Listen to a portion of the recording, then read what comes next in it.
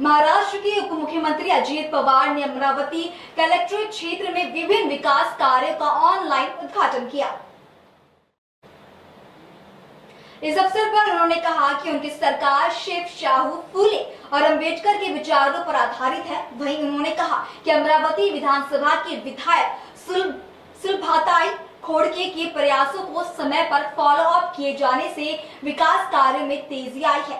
साथ ही अजित पवार ने बताया कि उन्होंने अमरावती के विकास के लिए अधिक से अधिक धनराशि उपलब्ध कराने की कोशिश की है और खेलों को बढ़ावा देने के लिए भी महत्वपूर्ण कदम उठाए जा रहे हैं। वहीं इस दौरान कार्यक्रम में जिलाधिकारी, पुलिस आयुक्त और विभिन्न विभागों के अधिकारी भी मौजूद रहे। अनेक जीवाभावाची माणसं आपल्याला सोडून गेली।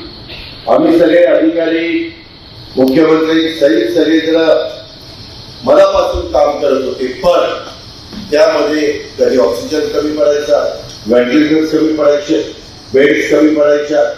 आम्ही ॲम्ब्युलन्स घेतल्या, बेड्स वाढवले, व्हेंटिलेटर्स वाढवले, त्याच्यामध्ये वॅक्सिन आणलं, रेमडेसिवीर म्हणून एक इंजेक्शन होतं, तिथे बोलायला लागले की हेच इंजेक्शन लागतं। अशा अनेक गोष्टी घडल्या।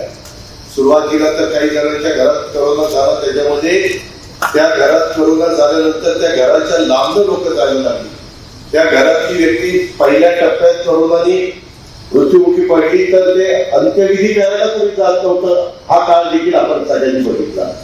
म्हणून मी तुम्हाला म्हणतो की आपण विसरून जातो, पण तो काळ होता आणि त्याच्यावर मला अर्थमंत्री म्हणून पहिल्यांदा सगळं ठप्प झालेलं होतं, लॉकडाऊन झालेलं होतं, बऱ्याचशा कंपन्या बंद पडलेल्या होत्या, त्याच्यावर टॅक्सवर परिणाम झालेला होता। आता तुम्ही जीएसटीची बिल्डिंग बघितली किंवा एक्साईजची बिल्डिंग बघितली, आम्हाला राज्य सरकारला मोठ्या प्रमाणात महसूल देणार, जर कुठलं रेव्हेन्यू देणार डिपार्टमेंट आहे तर ते जीएसटी आहे, ते आमचं एक्साईज आहे, ते आमचं त्या ठिकाणी